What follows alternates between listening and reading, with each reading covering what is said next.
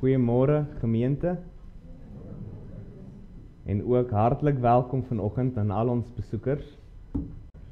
Kom ons roep vanoggend ons Here aan met die woorde van Psalm 121. Ek slaan my oë op na die berge, waar sal my hulp vandaan kom? My hulp is van die Here wat hemel en aarde gemaak het. En dan antwoord ons Here ons: genade, barmhartigheid en vrede vir julle, van God ons Vader en die Here Jesus Christus. Amen. Wanneer die Here ons so seën met sy ryk seëning, dan kan ons nie anders as om hom te loof nie. So kom ons antwoord ons Here met Psalm 147, en dan sing ons daarvan saam vers 1, 4 en 5.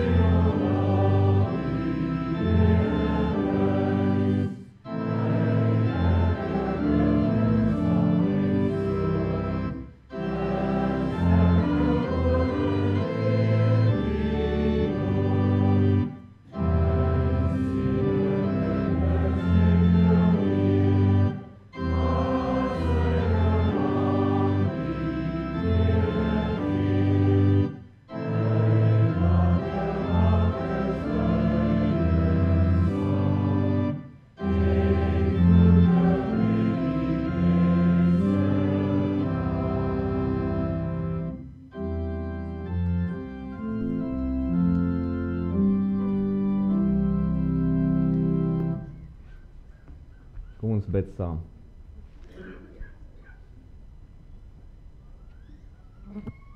Ons Vader wat in die hemel is, almagtige God, skepper en onderhouer van hemel en aarde.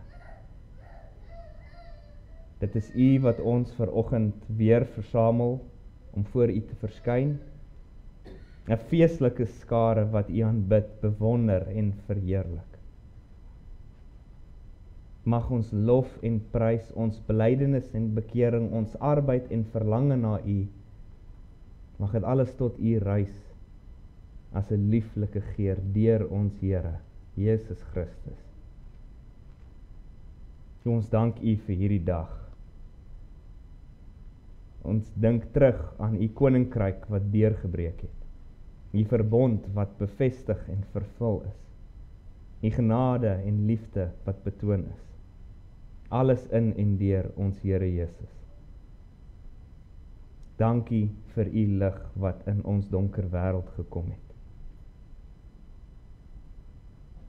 U is die heilige God wat by ons is, Immanuel. Soos die wyse manne wil ons aan die koning nou eer bewys en hulde bring. Ons was hopeloos in vyandskap en verdoemenis, maar U het vrede aan ons gebring, deur ons groot koning Jesus Christus. Hy is ons koning, ons verlosser, ons rots om in te skuil, ons hoëpriester, ons voorspraak, ons Here. Werklik getuig ons, hy is al wat ons het, buiten hom het ons nie hoop nie, geen heil, geen lewe. Hoe mag ons harte nou en ewig sy lof besing. Waar ons nou weer saam na U woord gaan luister, saam wil leer en saam wil voed aan wat U rakende U seun openbaar, lei ons deur U Gees. Maak ons harte sag en ons ore oop, leer ons, vorm ons, bemoedig ons, vermaan ons. Versadig ons tog met die goeie uit U woord. Mag U evangelie tot ons kom, nie in woord alleen nie, maar ook in krag en in die Heilige Gees en in volle versekerdheid. Verhoor ons, barmhartige Vader, om Christus se naam ontwil. Amen.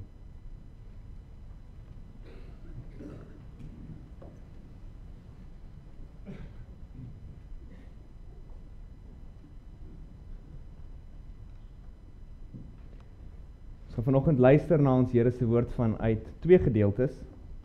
Die eerste gedeelte is vanuit Matteus 1, die heel begin van die Nuwe Testament. Julle kan daarso met my oopmaak in Matteus 1. En daarna gaan ons na Matteus 1 kyk en ons gaan na dit vir ons Here sing. En dan gaan ons na ons tweede teksgedeelte toe na ons vir ons Here weer gesing het. Kom ons luister eers saam na die woord van ons Here vanuit Matteus 1. Ons luister vanaf vers 1. Die geslagsregister van Jesus Christus, die seun van Dawid, die seun van Abraham. Abraham was die vader van Isak en Isak die vader van Jakob. En Jakob die vader van Juda en sy broers. En Juda was die vader van Peres en Serach by Tamar. En Peres was die vader van Hesron. En Hesron die vader van Ram. En Ram die vader van Aminadab, en Aminadab die vader van Nachson, en Nachson die vader van Salmon, en Salmon die vader van Boas by Ragab, en Boas die vader van Obed by Rut, en Obed die vader van Isaï, en Isaï die vader van koning Dawid, en koning Dawid die vader van Salomo by die vrou van Uria, en Salomo die vader van Rehabeam, en Rehabeam die vader van Abia, en Abia die vader van Asa, en Asa die vader van Josafat, en Josafat die vader van Joram, en Joram die vader van Usia, en Usia die vader van Jotam, en Jotam die vader van Agas, en Agas die vader van Hiskia, en Hiskia die vader van Manasse, en Manasse die vader van Ammon, en Ammon die vader van Josia, en Josia die vader van Jegonia en sy broers in die tyd van die Babyloniese ballingskap. En na die Babyloniese ballingskap het Jegonia die vader geword van Sealtiel. En Sealtiel was die vader van Serubabel. En Serubabel die vader van Abiud, en Abiud die vader van Eliakim. En Eliakim die vader van Assor, en Assor die vader van Sadok, en Sadok die vader van Achim, en Achim die vader van Eliud, en Eliud die vader van Eleazar, en Eleazar die vader van Matan, en Matan die vader van Jakob, en Jakob die vader van Josef, die man van Maria, uit wie gebore is Jesus wat Christus genoem word.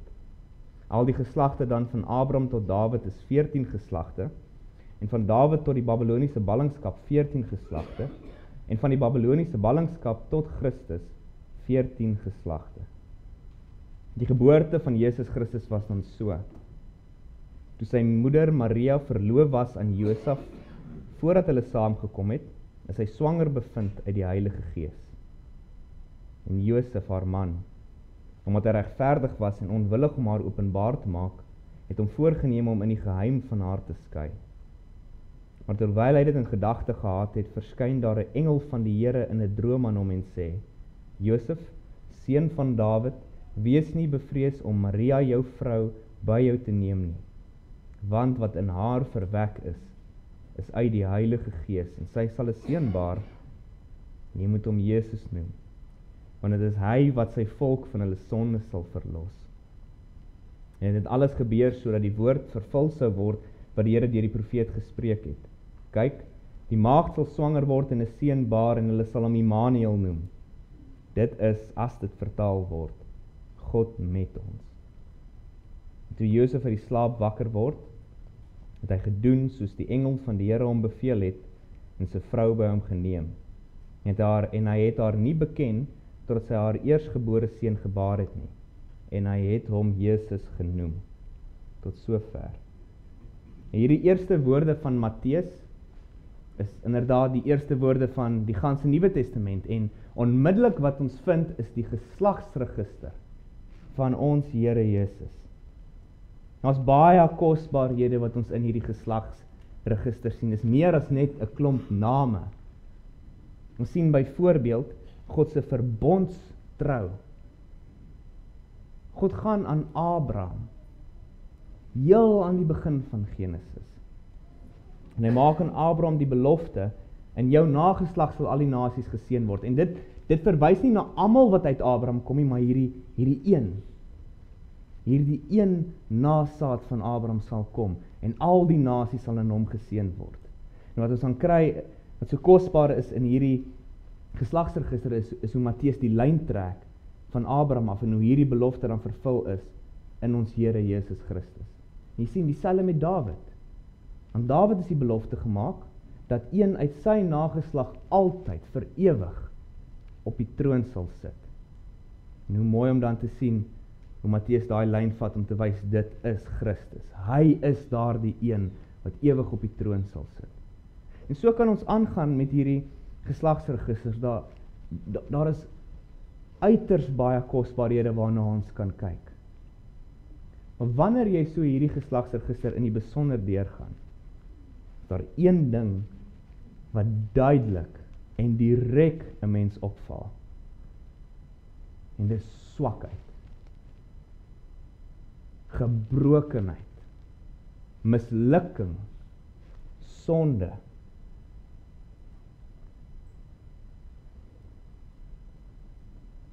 Here Jesus Christus, die volmaakte seun van God, God almagtig, die koning van die konings en die Here van die Here, het nie gekom in eer en in roem en in krag en in sterkte nie.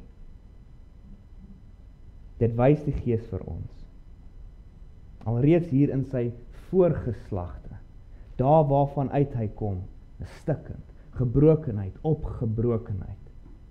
En Christus kom dan sy eerste keer in swakheid.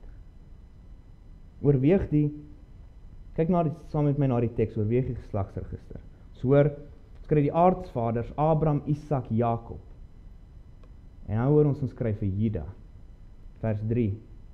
En Juda was die vader van Peres en Serach by Tamar. En Juda was een van die 12 seuns van Jakob, een van die hoofde van Israel, stam van Juda. Maar in Genesis 38 dan kry ons hierdie skokkende gruwel van 'n verhaal van wat gebeur het met Juda en Tamar. Tamar was Juda se skoondogter. Haar man het gesterf en sy moes so oorgegee word na Juda se volgende seun. En Juda het getalm en naderhand geweier om dit te doen. Sy neem toe dit in haar eie hande en sy vermom haarself as 'n prostituut. En sy verlei vir Juda om met haar te slaap en sy word swanger by haar eie skoonpa. En so word Serach en Peres gebore.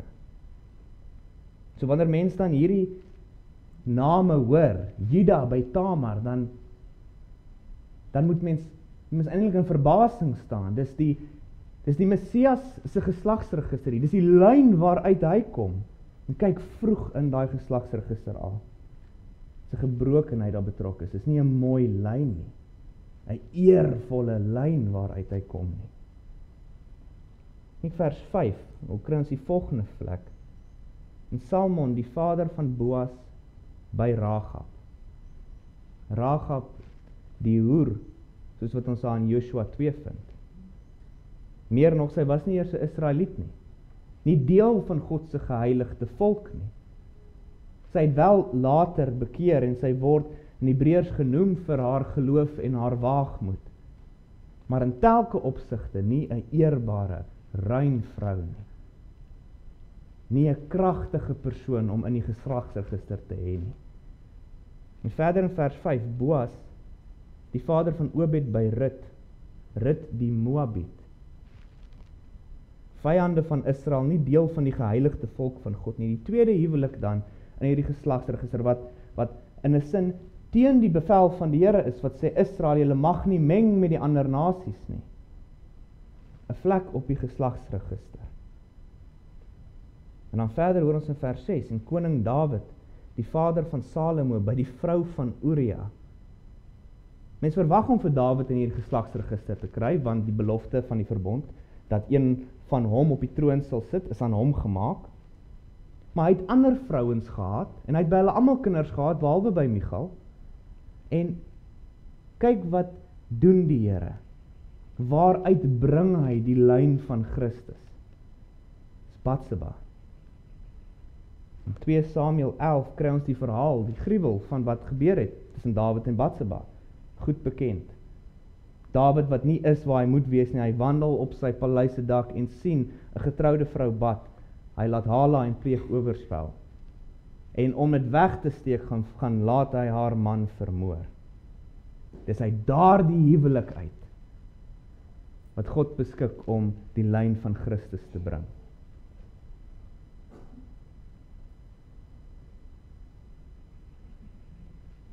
En dit is die opbou dan. Die opbou tot ons Here se eerste koms, die geslaglyn waaruit hy gebore is, dis stikkend. Bevlek met skande, met sonde, met onreinheid.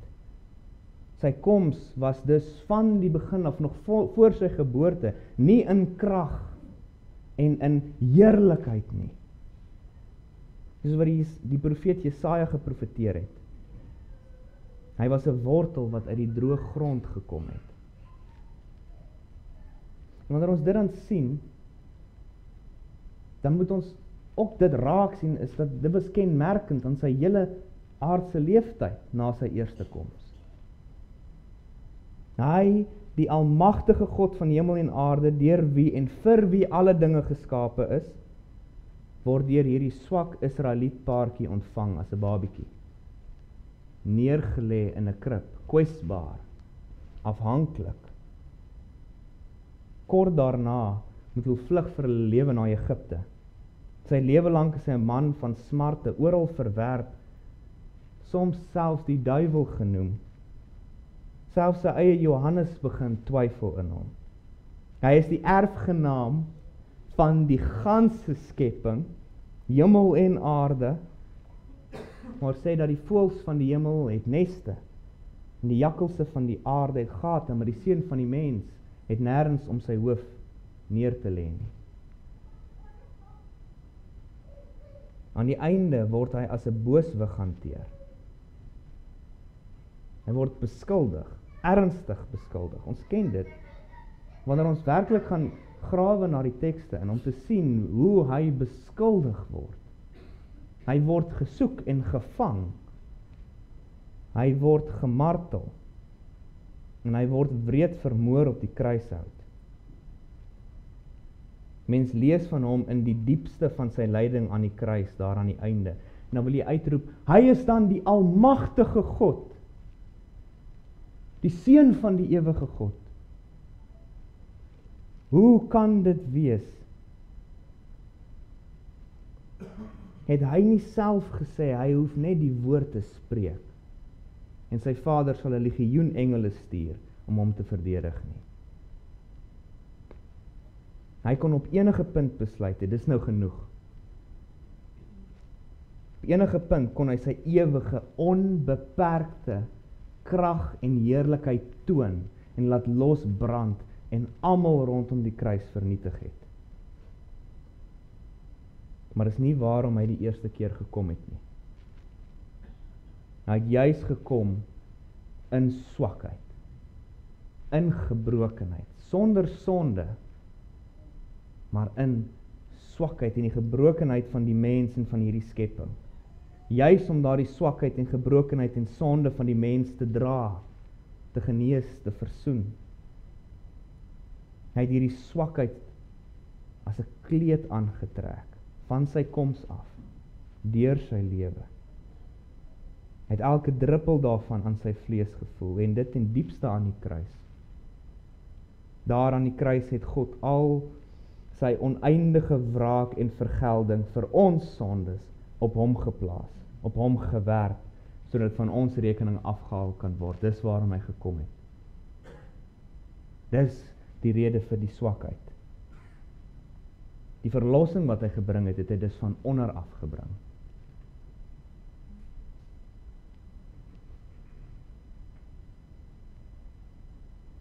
En voordat ons saam kyk na ons volgende teks,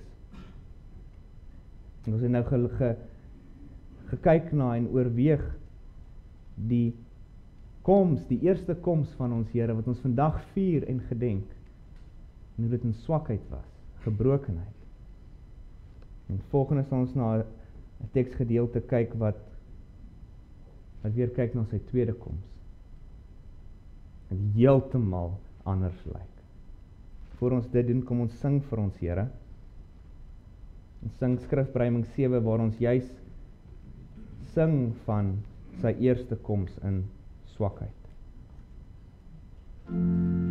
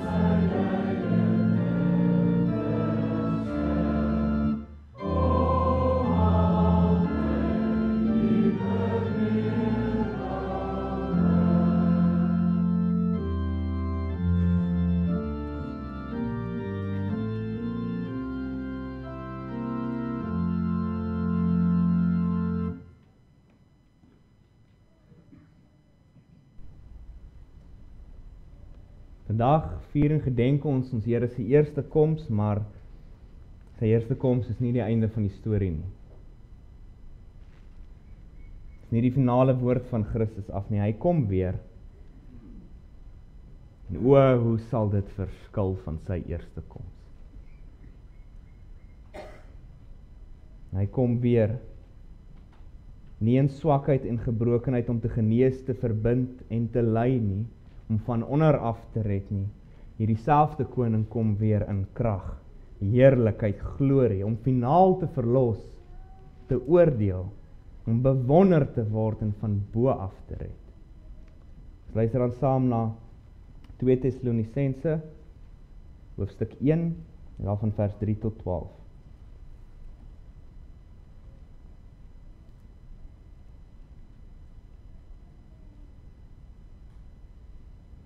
Ons moet God altyd oor julle dank, broeders, soos dit billik is. Moet julle geloof grootliks toeneem en die wederkerige liefde van elkeen van julle almal groter word, sodat ons self in die gemeentes van God oor julle roem vanweë julle volharding en geloof onder al julle vervolginge en die verdrukkinge wat julle verduur. 'n Teken van die regverdige oordeel van God, dat julle die koninkryk van God waardig geag mag word, waarvoor julle ook ly, aangesien dit reg is by God, om aan die wat julle verdruk, verdrukking te vergelde, en aan julle wat verdruk word, verligting te gee saam met ons in die openbaring van die Here Jesus uit die hemel met sy magtige engele in vuur en vlam, wanneer hy wraak uitoefen op die wat God nie ken nie, en op die wat aan die evangelie van ons Here Jesus nie gehoorsaam is nie. Hulle sal as straf ondergaan 'n ewige verderf, weg van die aangesig van die Here en van die heerlikheid van sy sterkte, wanneer hy kom om verheerlik te word in al sy heiliges en bewonder te word in almal wat glo, in daardie dag, want ons getuienis het by julle geloof gevind. Daarom bid ons ook altyd vir julle, dat onse God julle die roeping waardig mag ag, en dat hy alle welgevalle aan wat goed is, en alle werk van die geloof met krag volkome mag maak, sodat die naam van ons Here Jesus Christus in julle verheerlik kan word en julle in hom, ooreenkomstig die genade van ons God en die Here Jesus Christus. Tot sover. Wat 'n kontras. En wat 'n belofte. Oorweeg dit saam met my. Christus se eerste koms was in swakheid, dit was versteek. Niemand het geweet wie is Josef en Maria nie. Herders of wyse manne, handjievol, is die enigstes wie dit gesien en ervaar het, die geboorte. Dit was stil, dit was onopmerklik. Maar wanneer hy weer kom, sal dit in krag en glorie wees. Dit is nie weer 'n geboorte nie, vers 7, die openbaring van die Here Jesus. Hy word voor elke oog geskilder in die hemele. En is nie weer uit die maagd nie, is uit die hemel. Elke oog sal hom sien die keer. En hy kom nie alleen nie. Hy kom met sy magtige engele. Daardie legioen engele wat Christus gesê het, hy kan bid van die Vader af. Hulle kom saam. Hulle vergesel hom wanneer hy weer kom. By sy eerste koms was hy kwesbaar en afhanklik. Sy ouers moes vir sy lewe vir Herodes wegvlug Egipte toe, maar wanneer hy weer kom, vers 8, kom hy in vuur en vlam. Brandend heilig, onbeheerbaar en verterend.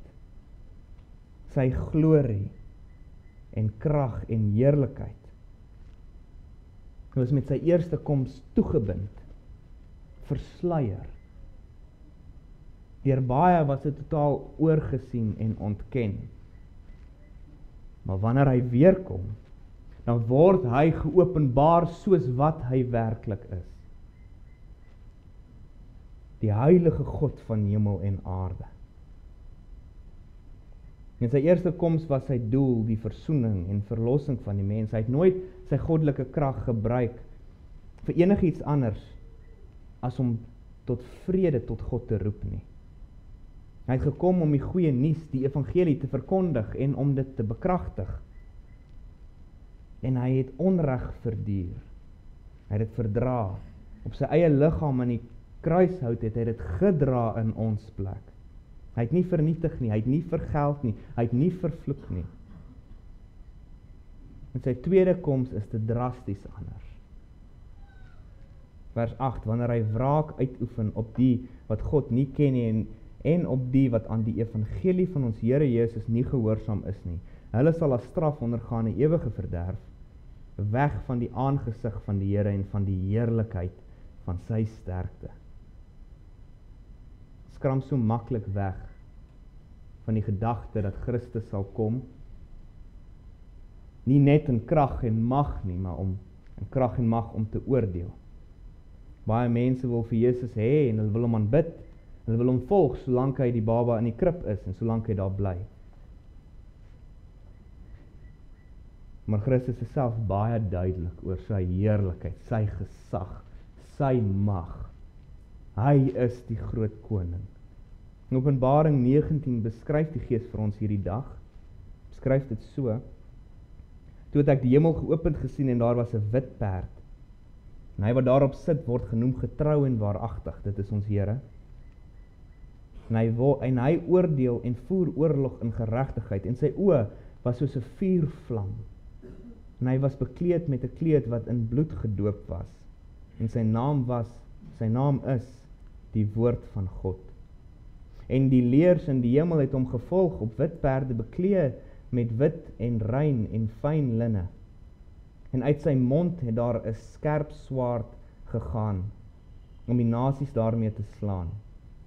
En hy het hulle met 'n ysterstaf regeer, en hy trap die parskyp van die wyn van die grimmigheid van die toorn van God, die Almagtige.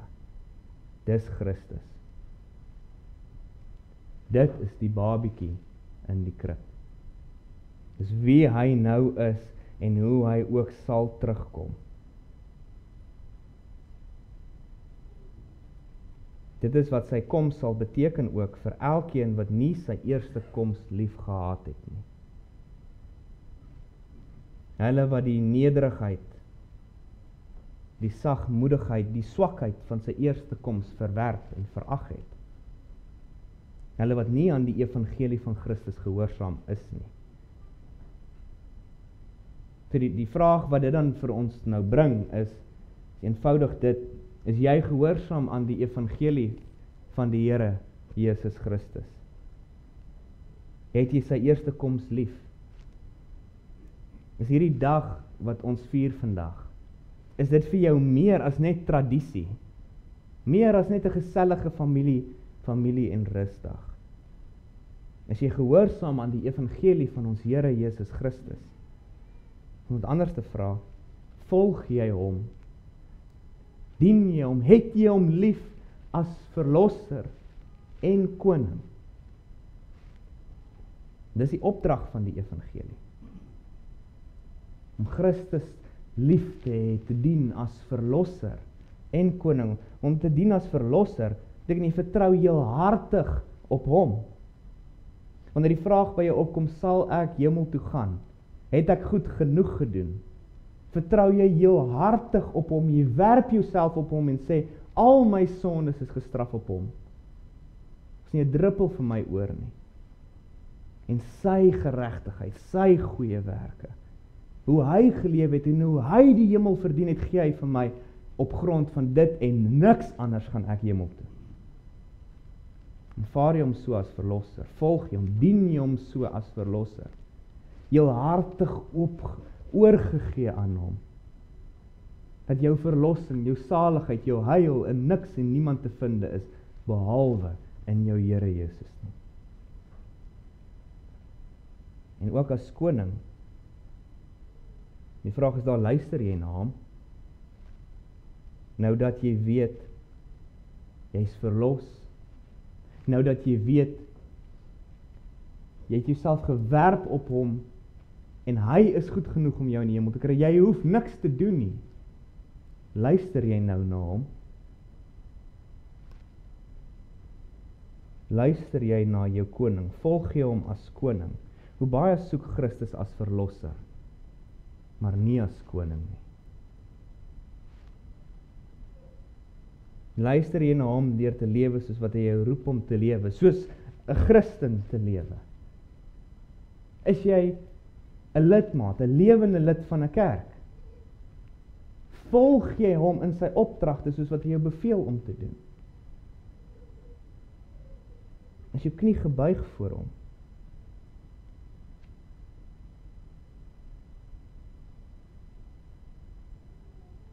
Ek laasens saam met na vers 10. Met sy eerste koms, soos ons gesing het ook in die beruiming van Jesaja 53, het heerlikheid nie van Christus met sy eerste koms uitgestraal nie. Hy het nie geskitter in sy heerlikheid en sy mag en sy glorie nie. Vers 3, hy was verag en deur die mense verlaat, 'n man van smarte en bekend met krankheid. Ja, soos een vir wie 'n mens sy gesig, sy gelaat verberg. Hy was verag en ons het hom nie geag nie. Markus 10 beskryf Christus self sy eerste koms in swakheid. Hy sê, maar die Seun van die mens het nie gekom om gedien te word nie, maar om te dien en om sy lewe te gee as 'n losprys vir baie. Sy eerste koms, maar met sy tweede koms hoor ons ook in vers 10 wanneer hy kom om verheerlik te word in sy heiliges en bewonder te word in almal wat glo. Hoe sonders is hierdie vir jou wat gehoorsaam is aan die evangelie. Jy wat Christus as verlosser en koning liefhet, volg, dien. In jou sal Christus verheerlik en bewonder word. Jy sal daar wees op hierdie dag, wanneer hy met sy krag en heerlikheid terugkom, wanneer elke oog hom sal sien, en daar sal nie vrees wees nie. As jy in Christus is daar geen vrees vir daardie dag nie. Inteendeel bewondering, verheerliking. Sy eerste koms in swakheid, sy doel was juis om jou vrees vir sy tweede koms weg te neem. Hy het gekom in swakheid, in nederigheid, om dit te dra wat jou van hom vervreem, sodat by sy tweede koms daar nie vrees is, nie vervreemding nie, maar juis verheerliking en juis bewondering. Soos vers 7 sê van ons teks in Tessalonisense, wanneer hy kom sal hy verligting bring. Daardie dag sal Christus ons finaal verlos van elke verdrukking en verligting gee. Daarom vrees ons nie hierdie dag, die dag van sy glorie, die dag van sy krag en heerlikheid nie. Jy moet herhaal word, moenie vrees as jy in Christus is nie. O, die krag van sy verlossing en hoe rein hy ons was. Jy's veilig. Jy's daardie dag om hom te bewonder en te verheerlik en dan daarna vir ewig te geniet. Dien jy die evangelie van Christus verwerp, jou knie nie voor jou koning buig nie. Vrees dan.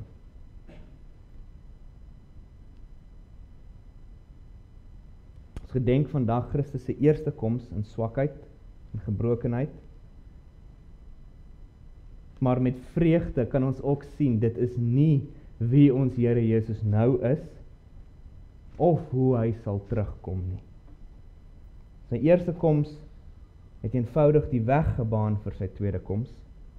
Hy kom weer, en hy kom in krag en in heerlikheid. Vir die wat sy eerste koms verag, vreeslik. En vir die wat sy eerste koms liefhet, en ook sy tweede koms liefhet, verligtend en heerlik. Amen. Ons bid saam.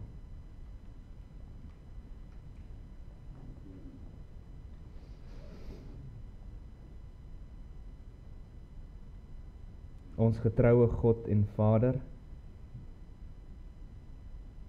ons prys U vir Christus, die Alfa en die Omega, die begin en die einde. Hoe kosbaar blink U soewereiniteit en U sterkte, wanneer ons hom en sy koms oorweeg. U toon u gesag en u mag deur vanuit swakheid, gebrokenheid en sonde die lewe te bewerk, met die soetheid van u mag. Geen sonde, gruwel of menslike mislukking kan ooit u wil of plan keer nie. Niks is aan kans of wisselspel oorgelaat nie. Dis u hand wat altyd werk en u wil uitvoer. Dankie dat ons nou met verlange en bewondering mag wag op die koms van ons Here Jesus met sy magtige engele. In hierdie wêreld ervaar ons deurlopend verdrukking, mismoed, seer, sonde. Waarna kan ons meer verlang as verligting, uitkoms, finale verlossing, die openbaring van ons Here Jesus Christus in krag en in heerlikheid, en dit ons ten goeie.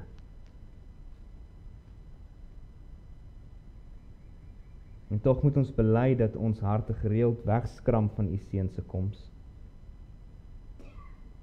Vir baie bewerk dit vrees en onsekerheid. Ons is in ons swakheid nog geneig om hierdie wêreld te lief te kry, en daarom verlang ons gereeld nie na Christus om terug te kom, soos wat ons moet nie. Mag u woord, u beloftes, u evangelie en die vooruitsig van Christus wat kom in mag dit ons harte so versterk en so vasvang en so verhelder, dat ons met groter verlange sal wag en bid en vra na die koms van ons Here. Ons bid verder, seën ons in ons feestyd. Mag ons tussen al die besigheid, rus, vreugde, alles wat gebeur, mag ons oë en harte gerig hou tot u. Bewaar ons vir al die wat in hierdie tyd op die pad gaan verkeer. Bid in besonder vir ons broers en susters, vir wie vir wat ook al rede nie geliefdes het om tyd mee te spandeer in hierdie feestyd nie. Nie geliefdes het om saam mee bly te wees in u nou nie. Wil u julle harte vertroos en versterk met u teenwoordigheid. Verhoor ons Vader, om Christus se naam ontwil, wanneer ons saam met die kerk deur al die eeue bid. Kom Here Jesus, kom tog gou. Amen. Ons sing vir ons Here ten slotte saam vanuit Skrif Bereiming 33, bereiming van die eerste brief van Johannes, waar ons sing in vers 3, wie die middelaar se verskyning inwag uit die heiligdom, soek van harte die verreining wat daar uit sy sterwe kom, teen die sonde deur die stryd. Sonde is ongeregtigheid, maar ons lewe uit God gebore, is tot heilig wees verkore. Skrif Bereiming 33, na van vers 1 en 3.